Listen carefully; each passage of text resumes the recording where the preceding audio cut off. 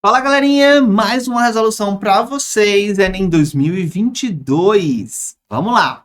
Ao relatar suas vivências, o autor destaca o ou a. Então, temos o nosso enunciado bem direto, mas também ele não diz quase nada sobre o texto. Então, é uma questão que a gente realmente vai precisar entender o texto, porque o enunciado ele não deixa nenhuma pista do que poderia ser, ok? A única coisa que a gente sabe é sobre as suas vivências, que está sendo relatada. Somente isso. Vamos lá. Ele diz o seguinte: As my official bio reads, I was made in Cuba, assembled in Spain, and imported to the United States. Meaning my mother, 7 months pregnant, and the rest of my family arrived as exiles from Cuba to Madrid, where I was born. Então, como minha biografia diz, eu nasci em Cuba, depois fui para a Espanha e importado para os Estados Unidos. O que é que isso quer dizer? Que a minha mãe, depois de 7 meses grávida e o resto da família, chegou como exilados de Cuba até Madrid, where I was born, onde ele nasceu. Less than 2 months later, we emigrated once more and settled in New York City. Então, menos de 2 meses depois, nós emigramos mais uma vez e a gente se estabeleceu em Nova York.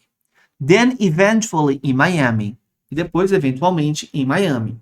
Where I was raised and educated. Onde eu fui criado e educado. Então, olha só essa viagem que ele já fez aí, né? Although technically we lived in the United States, the Cuban community was culturally insular in Miami during the 70s. Então, apesar de tecnicamente eles terem morado nos Estados Unidos, a comunidade cubana ela estava culturalmente presente ali em Miami, né, na década de 70. E isso é algo, galera, que até hoje, né, é muito forte nessa comunidade latino-americana que reside ali no sul dos Estados Unidos, é gigantesca, né? Bonded together by the trauma of exile. Então elas estavam ligadas, nessa comunidade ela estava ligada pelo trauma do exílio. What's more, it seemed that practically everyone was Cuban.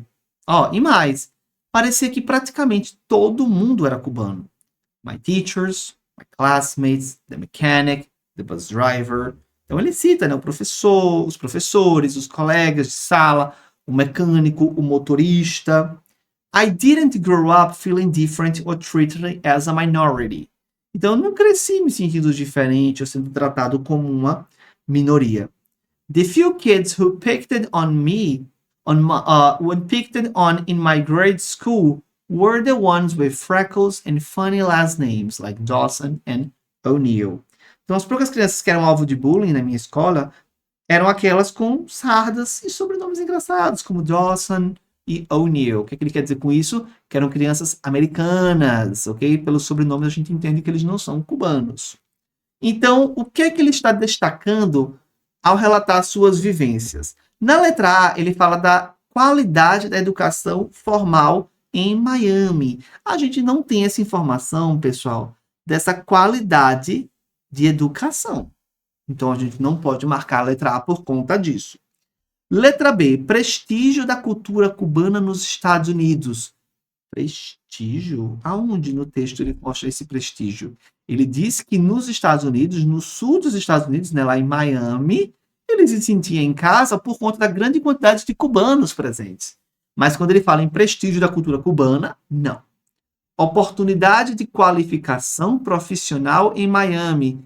Que oportunidade de qualificação profissional ele teve?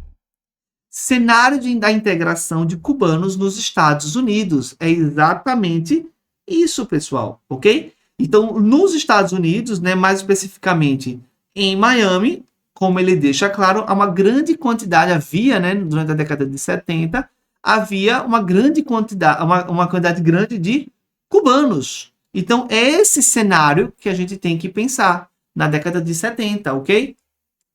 Letra D, opção correta. Letra E, fortalecimento do elo familiar em comunidades estadunidenses. Então, aqui estaria o erro, né? Seriam comunidades cubanas, né? Esse fortalecimento do elo familiar. Então, letra D, opção correta. Ok, galerinha? Essa foi mais uma resolução para vocês. See you next time.